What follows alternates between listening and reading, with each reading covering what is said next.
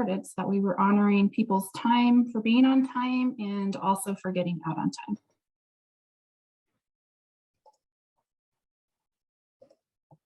All right, so welcome to New Mexico Family Advocacy Program's 54th ECHO session.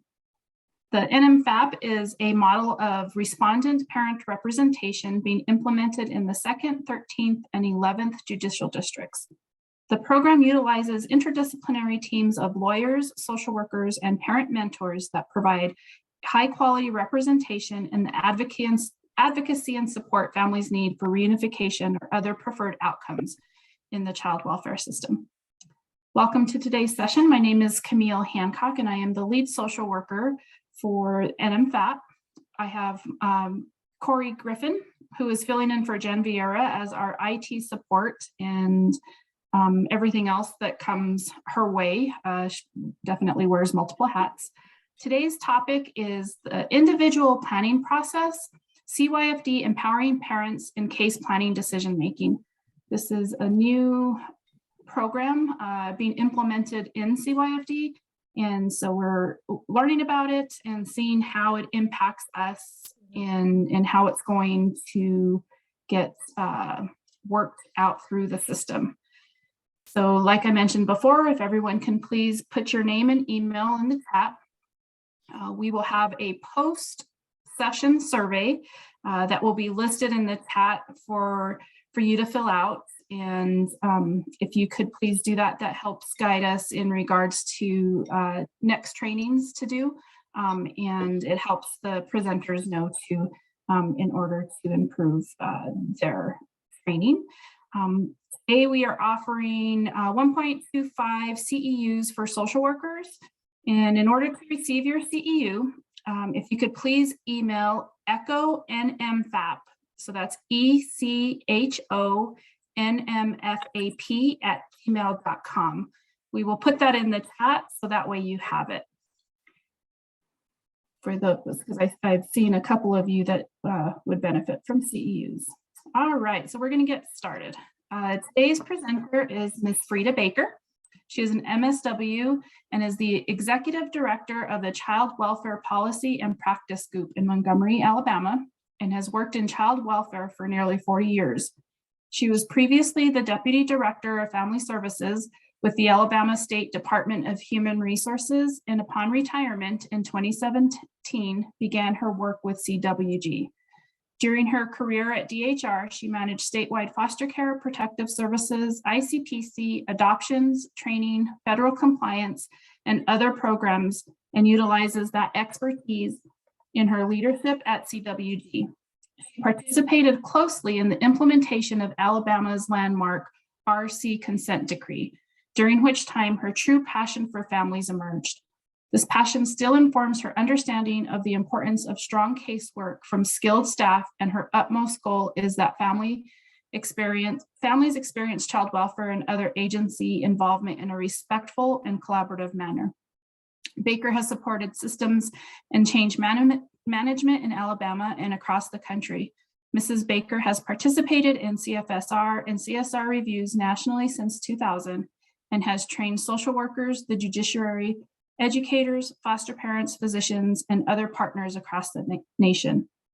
Mrs. Baker is an adjunct professor for the School of Social Work at the University of Alabama and has served as adjunct in sociology and other college settings. In addition, she serves as a guest lecturer for graduate and doctoral classes across the country. Baker has developed a strong alliance with university BSW and MSW programs, building a competitive field placement program at CWG. Ms. Baker received her BA from Auburn University and her MSW from the University of Alabama. Not sure how that works out, Ms. Baker, having been to both of those schools and both of them being pretty big football schools. We're going to talk about how that works out in a minute. We'll talk about that. In New Mexico, I think that would probably be the equivalent of going to UNM and NMSU. So okay. We got those rivalries up here too. So, all right, Ms. Baker, here you go. Good afternoon, and I see familiar faces, and I just want to start out by telling you how what a wonderful and warm, cordial, and collaborative experience we've had with your state since we started last year, really looking at the things that we'll talk about here. But, you know, let me just try to be discreet. It just kind of isn't that way everywhere. So it has felt especially, you know, encouraging. And I think that we're at a great place in terms of shared vision and that sort of thing. So usually I ask folks if you've ever been to Alabama, and usually if there are 100 people and 50 have, 49 of them say yes on the way to Florida. So I hope you had a good trip to Florida if you came through. Otherwise, you are most well invited to come see us anytime in Montgomery. And I do want to talk with you this afternoon about the individualized planning process.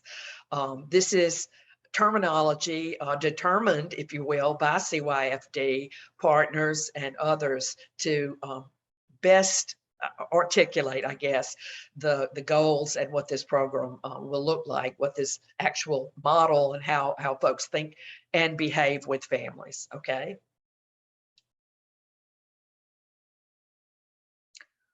Someone else is there we go. All right, I'm gonna give y'all a minute because Cabinet Secretary V. Hill did a beautiful job of sharing her thoughts with CYFD. And if y'all will just take a moment to glance at that, and then we can talk about the support from leadership.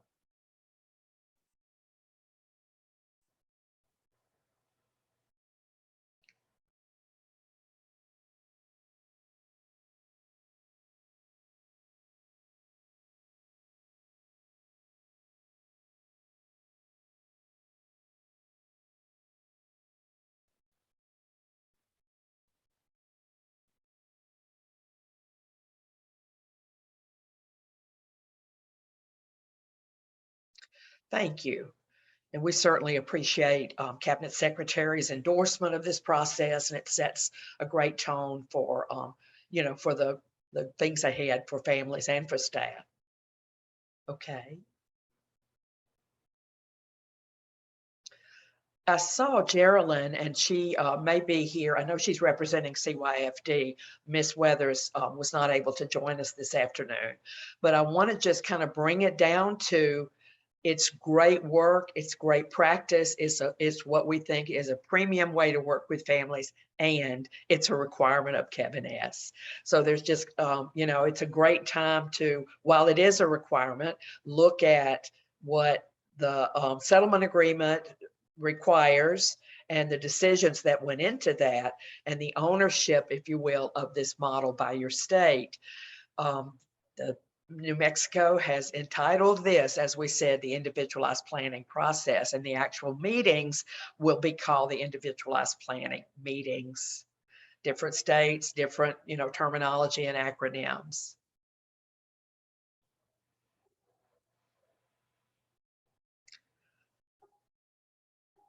I want to say thank you, Frida, for your acknowledgement. This is Geraldine. You know I'm here. Good afternoon. And this is sort of the bottom line. And I did a lot of reading about what you all believe and what you do and what you stand for. And, you know, this is a great fit. I think that we would not be at odds with family ownership and driving of their case practice in as much as possible.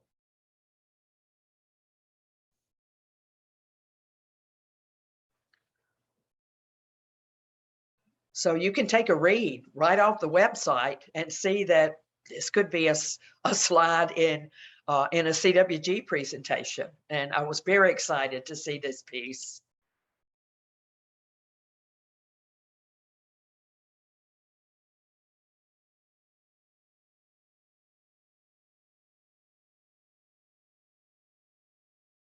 And I know you attorneys, maybe I should have done an asterisk and put down here that page belongs to the website, but that's where it came from. I'm going to stop here just a moment to say it sounds like this process, like I said, mirrors, strengthens this one, complements it, supports it. But one of the things we discovered when we came on board last year is that certain families in particular, crossover youth throughout the organization, were experiencing, some of them at the high end, up to 23 treatment or case planning experiences across the board.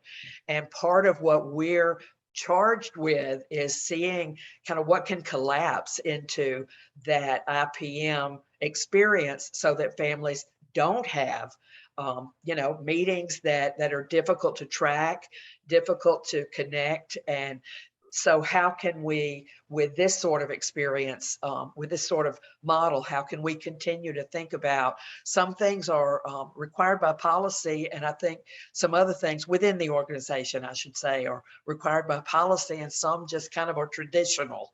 And we're just looking and thinking and talking about how to, decrease the number of those kinds of experiences and get everybody together so families hear, everyone hears and moves forward from there.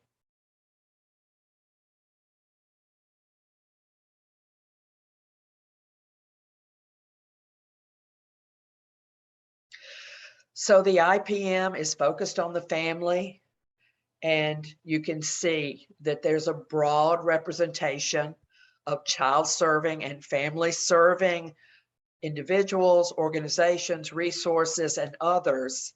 And some of this may look and feel familiar. Some of it is maybe new thinking for some people.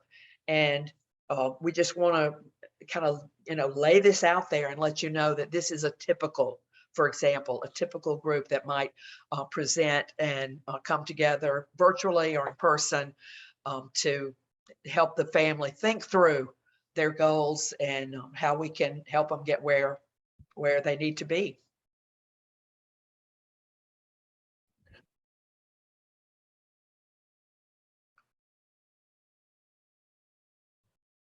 One of the things that I think it's very important when attorneys, guardians ad litem, parental attorneys, agency, when we all think about a case planning opportunity, it is unique and it is very intimate for families, other folks talking about their needs, their worries, their hopes.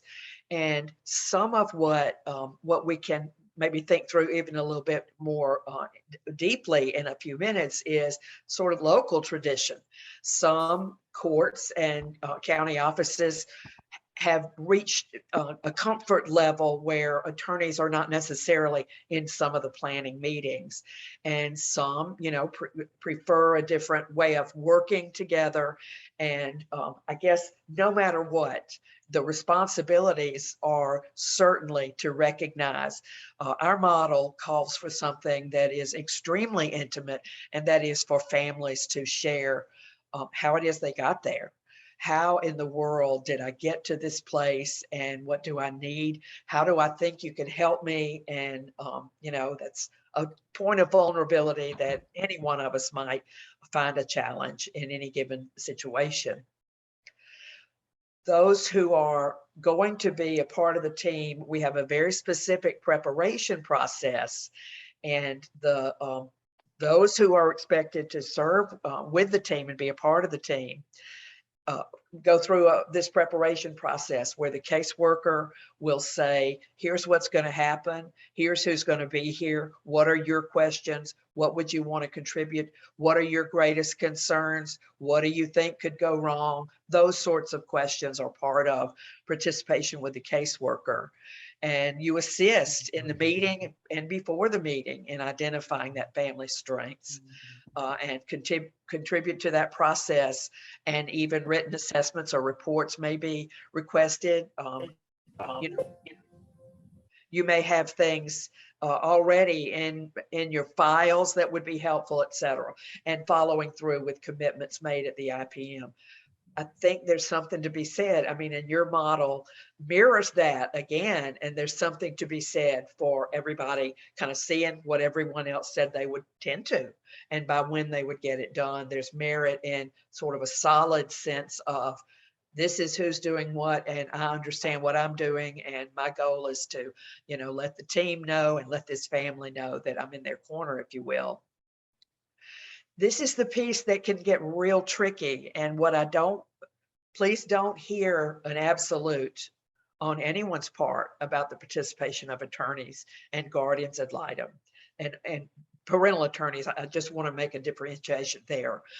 It is a decision-making experience, and adversarial discussions truly can shut down people, slow down the case progress, slow down decisions about, custody and that sort of thing. So it calls for a careful understanding, whether you're present or not, a careful understanding of what goes on in that IPM and through this individualized planning process from the very beginning. And I think that, I know that as you talk with your colleagues in state and across the country, this is just a comfortable conversation that we all need to have about how to work together without a planning meeting becoming something that it wasn't intended to be. So just kind of pin that a minute and we'll circle back to that. Mrs. Baker, we have a question in the chat. Do you want me to do them as they pop up, or do you prefer that we do them at the end? Sure. Okay, so this is a question from Sherry Trescott. Is the IPM noted like our initial assessment planning conference, the IPAC? No, this is, and it may be one day as all those meetings become sort of a continuum, in terms of what our goal is.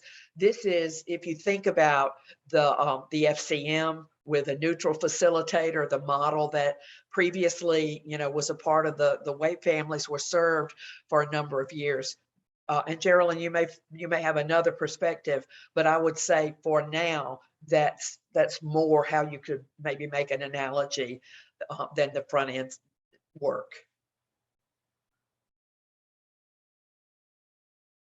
And we are trying to roll in those meeting processes into the IPM without calling them something different. We want to make sure that we are still following the requirements via policy and procedure and making sure that we are rolling all of those requirements into the IPM. We don't know exactly how that's going to look. We are still working very diligently to make sure that we've got a concrete process going forward. All right, so there was another question. Do you mean the pre-adjudicatory mediation? So this is separate from, I'll let you talk about it. Let me look at the chat, I'm sorry. It just says, do you mean the pre-adjudicatory mediation? No. No, this would be once families were a part of the system. For now, this may look different. This is right now what we're doing for families with children in custody.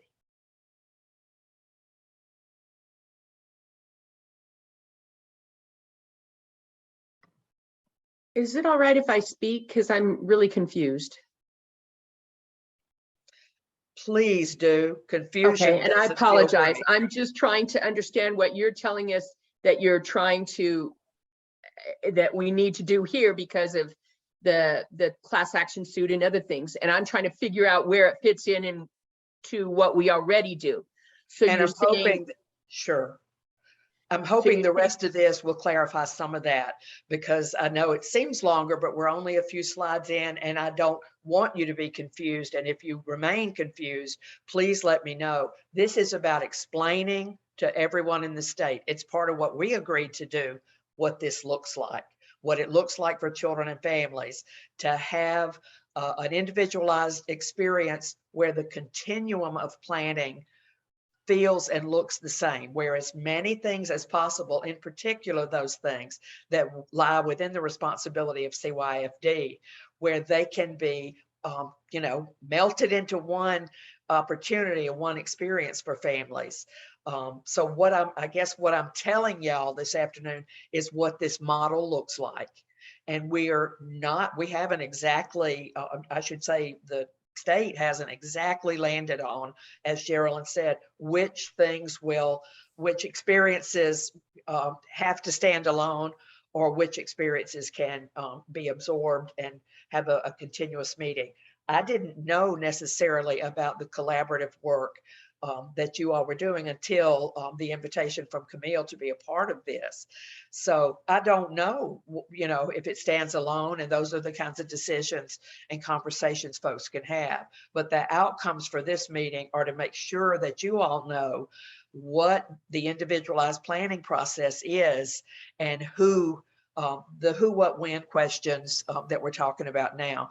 And I'll be happy to circle back. I want us to circle back and discuss. I certainly don't want anyone to be confused. And if you are, you know, let me know, and we'll circle back at the end as well. So IPMs will be conducted at least every 90 days for children in custody. And if a family's just had an IPM July 1st and everybody realizes on August 3rd, 90 days or not, we need to reconvene. This isn't working, and we need, or something has happened that's great. My point is, it doesn't have to be only every 90 days. Families can ask for this, and you know, the response is to pull folks together virtually or in person to just kind of check the pulse and see what needs to happen. And they will be conducted at times that work best for the family.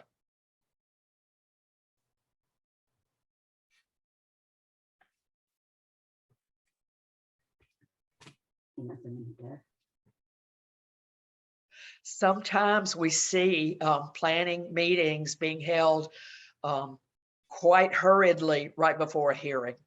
And, you know, this is much more about a sort of calm approach to being ready for court way before time for court, if you will. So these are places that families can, you know, can say, I'd like everybody to come to my house. I don't get off work till 5, and it would be great if everyone could come, or if we could Zoom or whatever. These are some of the places in person or virtually, you know, that families might ask for or might suggest would be helpful to them.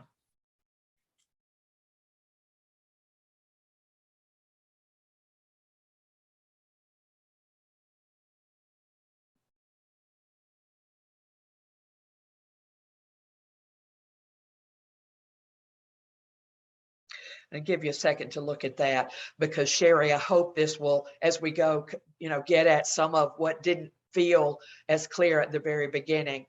You need to know, everybody that we're doing this training, or need is a strong word. We hope you'll learn and embrace and be an ambassador for this, because we know it must include partners, and it doesn't always. That sounds like a given, right? That the folks who impact the case would be a part of case planning, and they just aren't always, for a number of reasons, but they just aren't always. And they're a huge focus of this particular model. And that one reason is that partners bring a unique perspective, and you also have an opportunity to learn critical information about that family, what led to their involvement, you know, kind of how things were, where they want to go, all of those things. And these team recommendations, we've had judges tell us in other states that it feels good to have something in front of you that the team, and looking at who that team consisted of, looking at that and having recommendations from that team feels solid in terms of decision making. And then again, you know, it is a requirement, but we don't want it to feel like a checklist. We want it to operationalize as a different way to look at family, to think about families and work with them.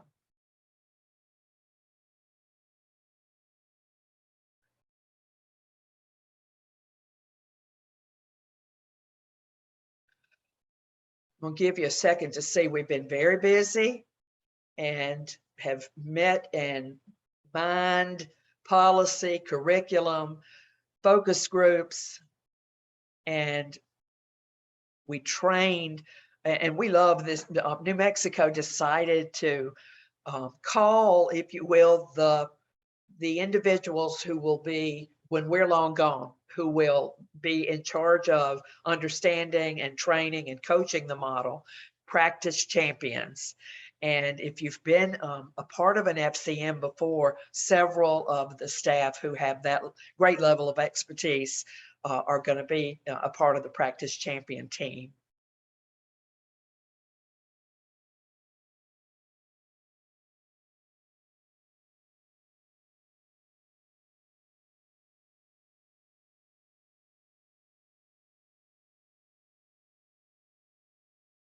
Our training was virtual initially for reasons of health and concerns for health. And in May, I believe the decision, the request was made, come on out and let's do some things in person. And COVID remained an issue in classrooms and among our trainers and coaches, and the mutual decision was made to move back to virtual trainings for the remainder of our training schedule. But we are on the ground with coaching, and that means that we have staff joined with your staff in real time, going to families' homes. Some of the work is done virtually. Some of that coaching is done virtually. But we also know that in-person coaching makes a huge difference. And I think the right kinds of questions and vetting occur at the beginning, and then coaches are on the ground with families and coaching. The process looks like this. The facilitator, it comes from, is either the caseworker or supervisor in that particular county. They are coached, the facilitator is coached to a level where that person can coach the new staff in how to facilitate this process. And you leave behind the capacity.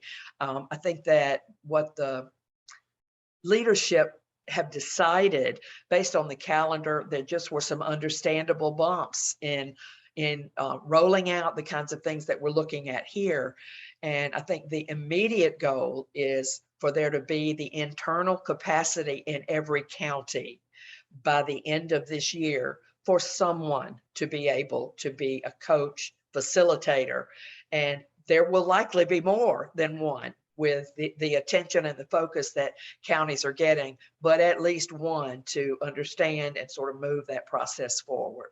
So, we think that's manageable and fair, and are eager to keep going.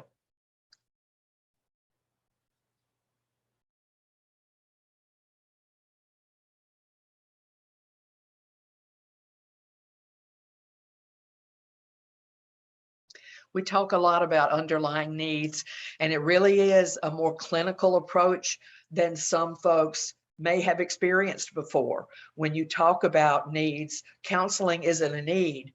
There's a behavior under the recommendation that everyone in that room might be making, but counseling's a service. So is a parenting class. So are a number of services and ideas that people have about what that family needs. Just for a minute, when I saw that, I thought it said Games of Thrones, and I was like going to be fired up about that chat. Did y'all see that? So we'll talk about that. But it can be a new experience to think through needs rather than services. When you get a group of people together, we're earnest and we have great intentions and we want families to get better. So the tendency, in my experience anyway, has been for folks to, brainstorm and say, we really need to get domestic violence counseling. We really need to get a school social worker involved, et cetera, et cetera. And, taking a deep breath and looking at what's under the behaviors that made folks think that those services were needed in the first place is what this process is more about. And, we have to believe people are capable of change and that all people and families have strengths. And ultimately, I would imagine it certainly has in my own life, a solution that a family generates with a team is more likely to fit that family and yield better outcomes.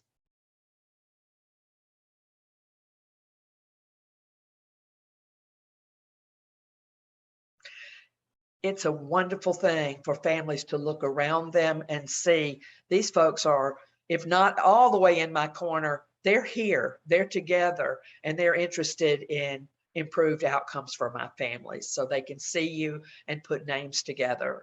And then providers and other stakeholders together develop understanding of that family. This is an important one. Relationships become more clearly defined. We see duplication of effort, just like I'm sure you do. And who's working together in what way can become much clearer in this model. Resource families in the room, foster parents in the room is not necessarily, I think, my understanding is that that isn't a consistent occurrence in planning, and we very much recommend that the work be done at the front end with foster parents and other resource families. The very best case scenario that we think exists is when foster parents can coach birth families, can join with them and have a greater understanding at the front end of their role. And it speaks volumes, and it helps children feel less of those periods of nervousness about disloyalty to one group of caregivers versus their family. And we talked about that. The court has told us in other places they just appreciate having a team recommendation rather than a social worker and supervisor. Just of that. And certainly information is gathered from a broader array. There are some attendees who are like non-negotiables, and we recognize that, CYFD recognizes that, but this model puts families in the driver's seat, if you will, of who they think would comprise a good team for them.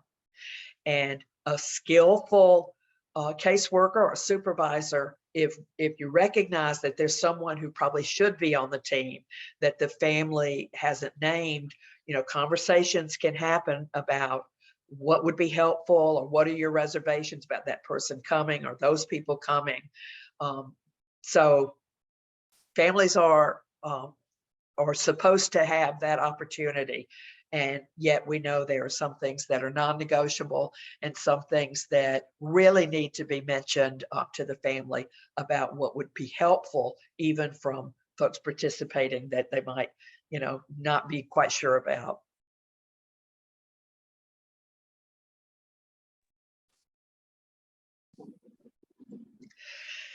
I bet y'all are looking and thinking at the case record review like, well, my goodness gracious, of course, that's fundamental to this process. But I'm telling you what I know, and I bet what most of you know, and that is a thorough case record review rarely occurs. It rarely occurs because crises arise, and it can start to feel like, especially with those files, some of you know, some files can be that big. We have a very specific standard for case review and things to look for, things that will be helpful as you move forward. But my favorite analogy is I do not want someone doing surgery on me without having looked at my chart. And I think sometimes, we move forward and maybe 4 pages back, there might be the name of a relative who could help out that has, not been somebody who was around for a while. So a case record review, and it takes longer than it sounds, but the payoff is greater at the end of the case, if you will. So the case record review is first, and building trust with that family. Thanks, John. Helping that family understand what the purpose of all of this activity is, helping them, support them while they identify who they'd like to be on their team, and have dialogue. If dialogue is needed, have it. But that's part of what our goal is to cultivate the level of skill, because it's not just about a great personality, it's about skill. If there's really someone that caseworker and the organization know would strengthen that planning process, having the skill to navigate that conversation is extremely helpful. And that's part of what Geraldine and her staff will be working on, just to cultivate that level of skill. So identifying team members and building that team, working with them and maintaining the team, those are the stages. But you'll see from the next slide, excuse me, This is what an actual meeting looks like. So if you're a part of a meeting like this, y'all excuse me.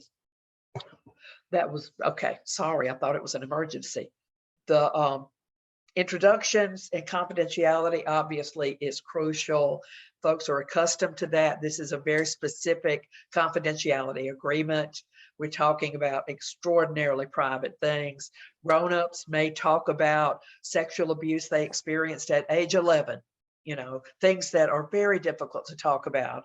And so we do stress the importance of confidentiality and define what we're there to do, discuss those ground rules, and then give families that opportunity to just talk to people. Why in the world are we here today? This is what's going on in my family, in my world, that I think has brought us to this place, and I need your help. So that's when the group works to identify functional and usable strengths.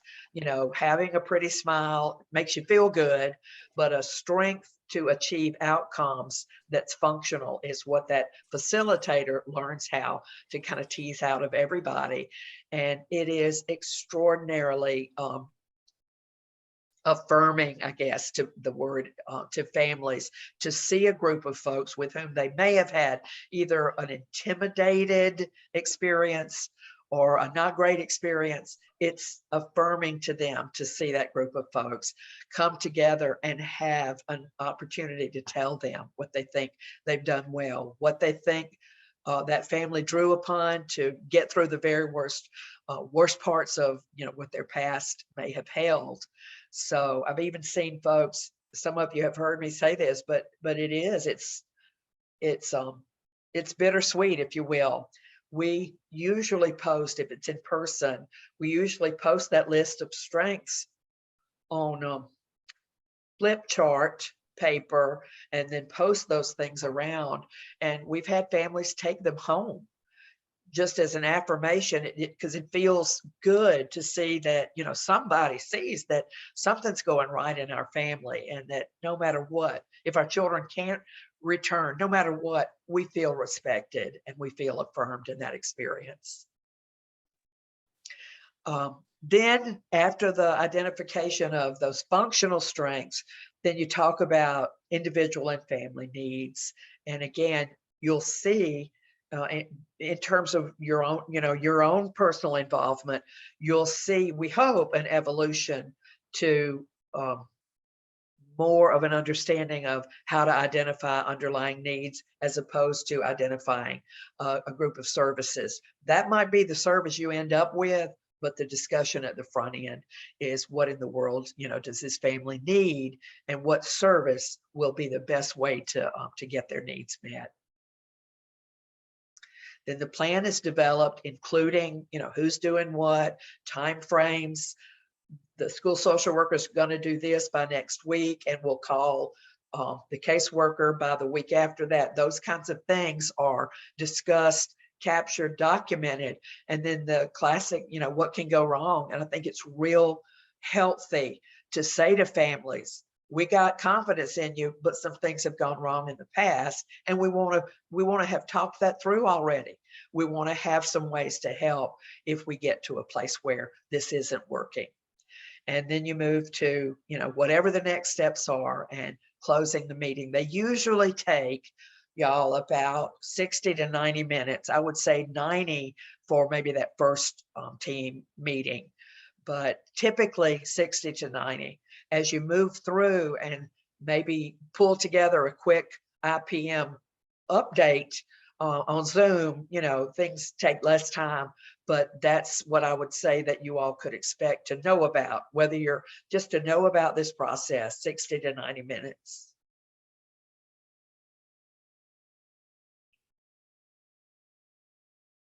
There is a history. I hope no one hears, and if you do, I apologize, straightforward, because CWG isn't galloping in to save anybody. There's a long-standing history of teaming with families through the FCM and the level of facilitation skills that those staff have cultivated through the years are what we're going to build upon for this process. So there is a history. And I think part of what was discovered during Kevin S is that the teamwork works, but it needed to be more consistent and maybe more of an internal county to county capacity to do it. So the neutral facilitation that the level of skill, excellent level of skill that Geraldine's staff brought to that equation is moving to the caseworker or the supervisor being the facilitator. And I think the beauty of that piece of it is the caseworker is ultimately responsible for getting that family what they need and making the connections they need. And the neutral model, there's an excellent meeting, and that facilitator moves on to the next family, to the next county. So this leaves an internal capacity for, you know, doing this, knowing when to do it and how to do it within each county. We also have met folks, and y'all know this, it's the nature of the world, a level of collaboration. We have seen collaboration increase. We've also seen folks who have said, I was 3 doors down the hall from that person for many years and have never met them until we started this process, because we are trying to support the department as they assess some silo concerns and some folks concerned about, you know, getting in somebody else's lane. I don't think there are lanes in child welfare. There shouldn't be, because a fear of crossing into someone else's lane slows everyone down. And I think that's part of what we've seen as a good thing. Folks from all parts of the organization talking and thinking differently about how to get outcomes for families. And I'm very interested in your perspective about barriers, what your hopes are for this. And my goal today, as it was described to me, was to inform you about this model.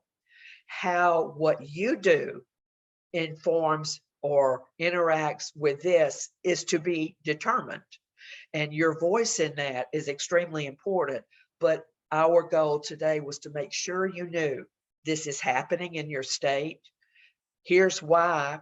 But we want to sort of shelf, if you will, the Kevin S piece of it and just convey that it is a great way to work with families.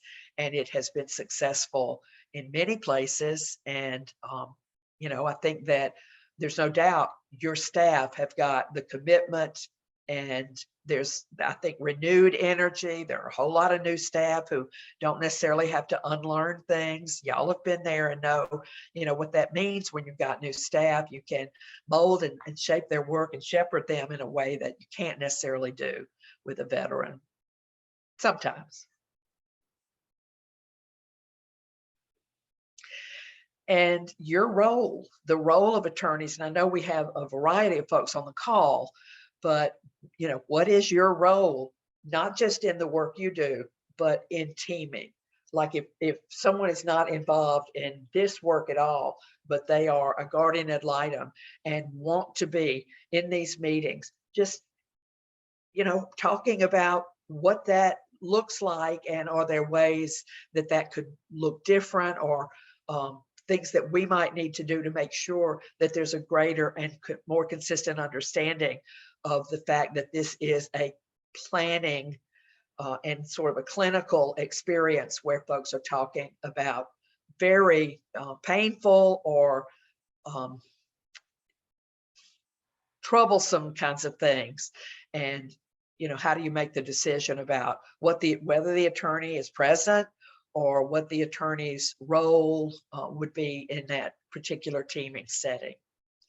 Potential barriers that people have lifted in other opportunities. We have presented more or less this information. We've tried to tailor it to the particular group we're speaking with, but potential barriers that are kind of across the board are turnover, and the nature of the work being just so difficult. And, you know, that turnover is so great that someone goes through training and before they even have a chance to be coached, they're gone.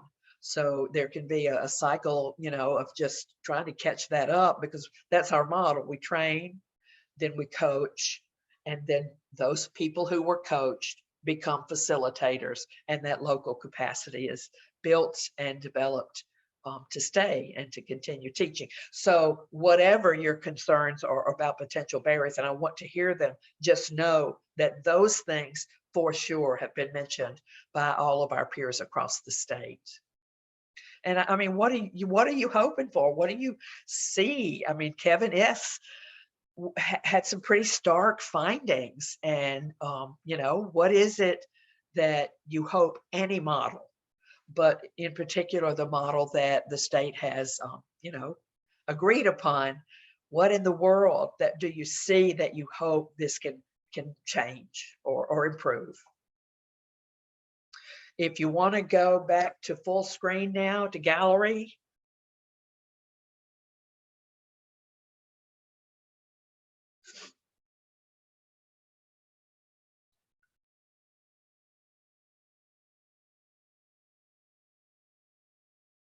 Okay.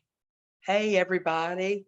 I think some of you, I saw a couple of names that are familiar, and I appreciate that your, if you have other comments or if you have something you would like to add, you know, to what we've talked about today. This is about exactly what your website says you're about, and that is families having a voice, being respected, being part of decisions about their own lives, and hard decisions being made by people for whom a set of skills has been cultivated that is more perhaps sophisticated, more clinical. It's kind of like this. Have you ever had an opportunity to work with a teen, for example, a 14-year-old who might possibly be have a potential adoptive family? Okay, my experience in 40 years has been, if you say, hey, Julie, do you want to be adopted? That the answer is often no. And that's about skill. That's my point. That's about skill, and the skill to navigate a meeting like this is what we hope to leave behind in terms of that next level where someone knows the nuances of how to do that. And I wince. I mean, you all have probably seen that. I just wince when folks haven't quite cultivated the ability to know and to talk with families that way. So that's what we're about, is developing capacity.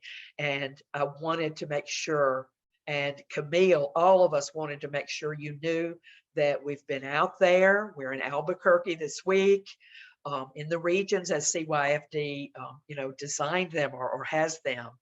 And we will be in your state through June 30th of next year for sure, with completion of this and, you know, whatever kind of tidy up, if you will, might need to happen between January and June, we'll be there to support your state. So I wonder, you know, what y'all are thinking, especially about barriers and what we ought to know and lessons learned. Because how many of you have sat through a meeting before about a model? I know I have. You know, what's different about this model? And, you know, okay, and when I walk out the door, it's going to evaporate because I got so much on my plate.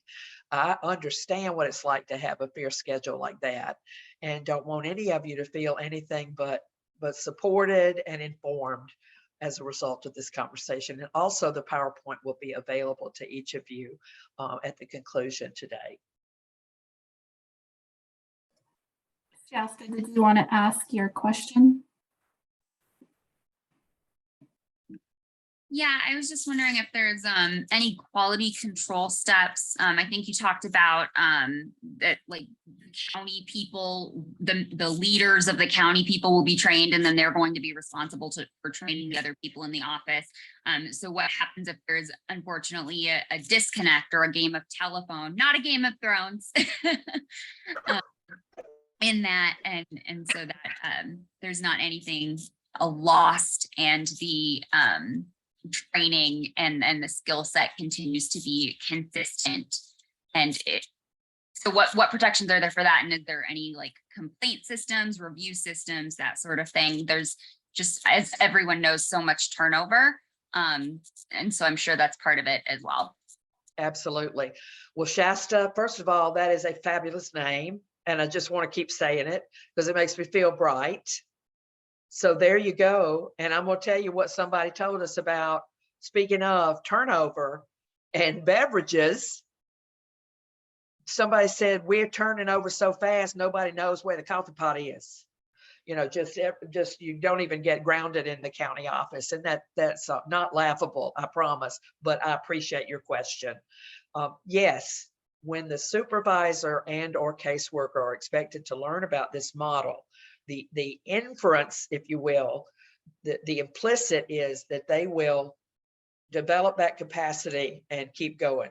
But the beauty of this is that Geraldine's folks are going to be responsible for kind of helping maintain, taking a look at how things are working. And there will also be a quality assurance process that's addressed right in the settlement agreement that will also be a part of tracking and counting and seeing, okay, if Smith County is consistently not having good outcomes, you know, is that about really particularly challenging families? Is it about maybe some skill development needing to happen somewhere in the middle?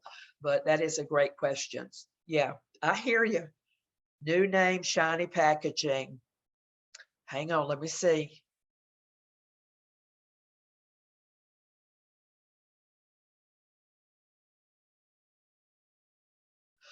I appreciate that kind of candor. I really do, Renee. And I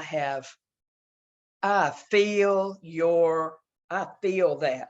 I have felt it before in my own career in other places in Alabama and in other places.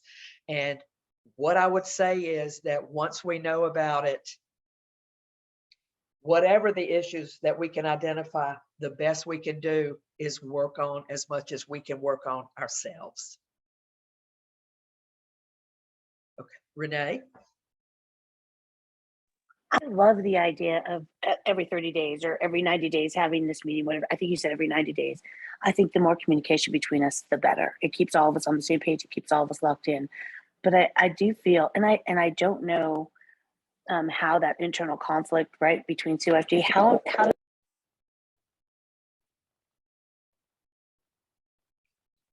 Renee, I'm sorry, but we've lost you.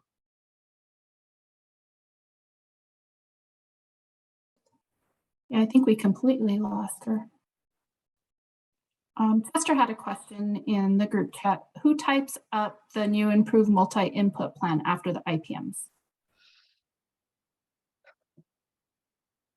Well, I think that the caseworker, I think that's the decision we've made, but I'm not sure that's in any sort of policy yet.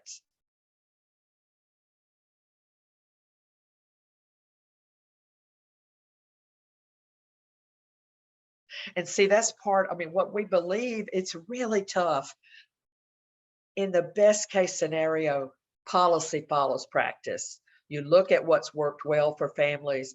You get up on the balcony and look around at the floor and make those kinds of decisions.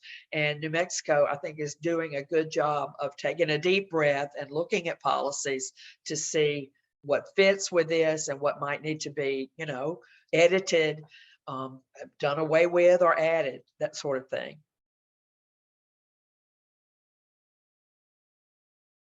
I wish Renee could come back on because that is an absolute just. I'm here. Hey. Hey. Okay. Well, oh, there you are. We lost you for a minute. I know. I don't know Okay. what happened, but I do think, I'm always hopeful and I'm ecstatic that that we're trying new things. I guess that internal conflict and the best workers throughout the state that I've seen are those workers who are prepared to take responsibility when they've also done wrong, or they haven't done what they're supposed to do.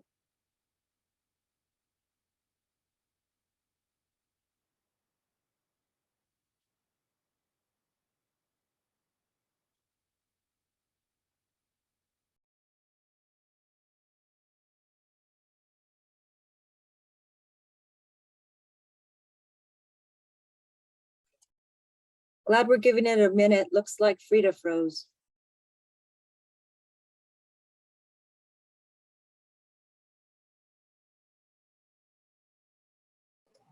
The joys of technology.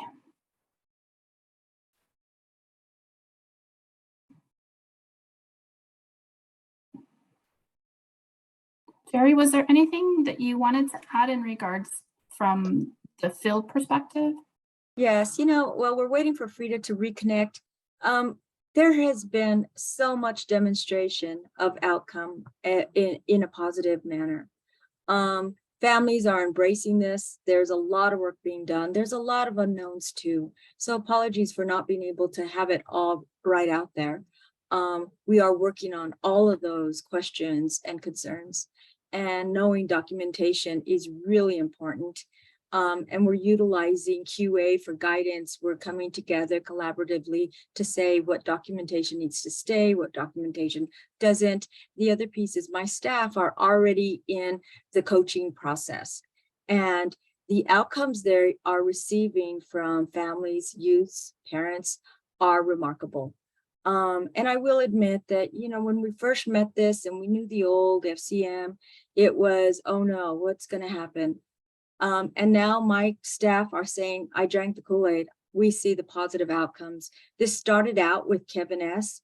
However, it really directed us into a new practice. And I know Renee has said same old, and I appreciate Renee's honesty. I always have. And I can see where that statement comes from. However, I've been engaged with this for a year now, and we have seen what is going on with the department and changing staff practice as well. And accountability is very important. Frida's back, so I just want to fill Frida in. When you froze, Frida, I just went ahead and talked about just the work of the practice champions and where they're Good. at and the results they've seen with families and the outcomes and how it's improving practice with engagement and workers. And we're all trying to get on the same page. And we're working collectively to answer questions and to work through some of those pieces that we don't have exact answers for. Okay, Right. done, Frida.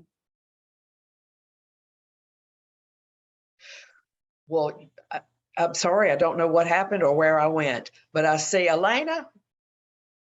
Hey, Hi, guys. So I know the majority of everybody who's here. I'm a IPP practice champion. And one thing I will say is, yes, having a meeting every 30 days is very successful. But in 2 months, I've had 5 meetings with a family. And this has changed this mom's perspective.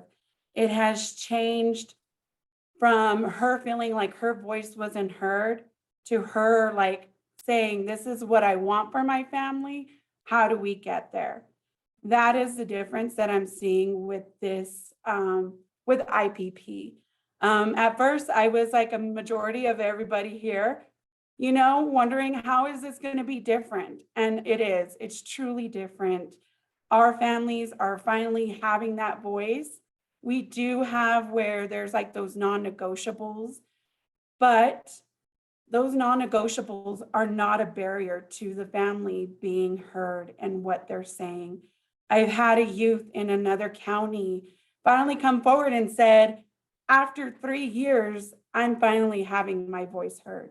This is what I want. This is how I want to move forward. This is what's happening to me at this present moment, where she didn't feel like her worker, CYFD, wasn't giving her that voice. Her attorney wasn't giving her that voice. She finally came forward and said, these are my goals, and this is what I want to work towards. And that's the most powerful thing that we can give to our families. It is different from FCMs, where it's the voices of a lot of others. And this is actually what we need to start doing, is hearing our families and hearing how they need our help with our providers, with their natural supports, bringing the community back. And so I want to share that with you guys, because I drank the Kool-Aid. I love IPP and IPMs for our families. It's not just restricted, it's restricted to what our families need. How many meetings do you want to have? I want them every other week. Okay, let's set that goal. That's what you want to have. We're going to make it work for you. Someone didn't show to the meeting. Well, we're going to go ahead and continue for your meeting. You're here. Let's go ahead and have a conversation where you're at. Let's see what's going on well for you. So I just want to share that with everybody. That is the difference. We're giving our families finally that voice that they needed. That was very well said, Elena, and we are thrilled, at your journey. And there's nothing like somebody who's a teensy bit skeptical at the front end as that evolves. That can be such a voice. Sherry, I'm not sure if your hand had been up for a minute and just went down, or if you gave up. A little bit of both, I guess. So I'm sorry I jumped the gun. So what I think I've gotten from this presentation is that this is going to be maybe the new FCMs. We're going to change the way FCMs are done, and I'm cool with that. And then this is just an observation. So the pre-adjudicatory mediation is approximately 90 days into the case. So I'm thinking at some point those two could be combined, that statutory meeting and this new format for FCMs, or now they're going to be called PPMs, personal into IPM. Okay, so just a thought. Okay, I'll shut up now. I would like to just also state that, there are plans for sustainability with this, so it doesn't turn into the same old. We really want to make sure it works. I know Frida looks as though she froze again. There are really concrete plans for sustainability, ongoing training. It's not just within the department, it's training you all, the judicial system, our service providers, our contract workers, just making sure that we have those others who are so integral with this process are also trained. So we have a lot of work ahead of us. However, it is exciting. We've been working at it for a year already, and we see it as something that is well needed for our families. I don't know if Frida's going to make it back. Hopefully she will. But there is also the post-session survey that I put in the chat. And do I need to put the email address again for the CEUs, or did everyone get that previously in the chat for you social workers out there? Camille, I'll repost it just so it's refreshed in the chat. Okay.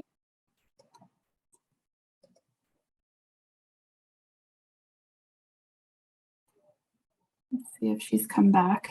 If not. Y'all, I promise I paid the cable bill. I don't know what's going on. Sorry about that.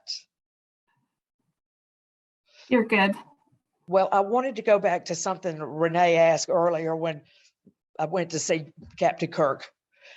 And that is the question relative to some folks feeling more comfortable with accountability, some caseworkers like not, and feeling like nobody's got their back, or like they're afraid they're going to be sued and that sort of thing. And I think that in my own experience, a whole lot of that is about the quality of supervision. And if the supervisor kind of has your back, and, I've had supervisors say everything from, I get it done by begging and brownies. That's how I get it done.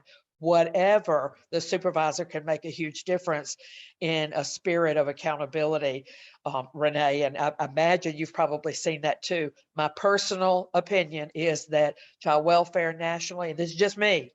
So, take it and think it through, or put it on the shelf. I think supervisors are the key to a strong child welfare program nationally. Geraldine, your hand. Sorry. I already spoke. Well, I should have Okay. brought my hand down, but I was speaking when you were trying to reconnect. So yes. Thank you. Talking about sustainability, and we're in it. We're going forward. We have a lot of work to do with training. However, we're all working diligently to accomplish those goals. And that, absolutely. And the capacity development that's happening once we were sort of able to land on who the primary core people at the state office would be. We are at a place where there's momentum, there's excitement. We got kickoff sort of opportunities going in different regions, and meeting and getting to know those county office managers in a way that perhaps they haven't been included before. It feels great for somebody to knock on the door on Monday and say, here's what we want to accomplish together, by the end of the week, and tell me about your county and strengths and needs and that sort of thing. The county office managers, I'm sure you all know these stats as well. Many of them are brand new, and supervision, for them has been available in ways that might not be as consistent as they would have found, most helpful at the front end. But you all have excellent folks in the field who have been extraordinarily gracious and welcoming and eager for families to have experiences that, that are good for the whole state.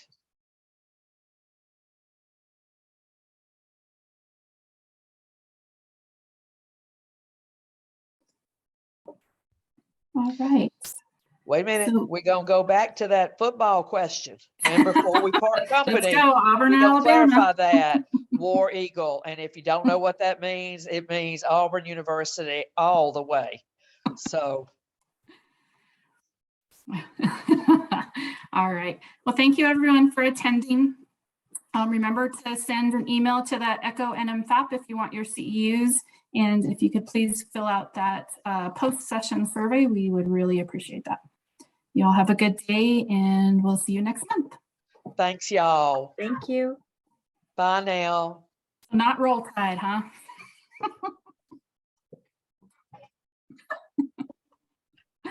You have a good one, Miss Frida.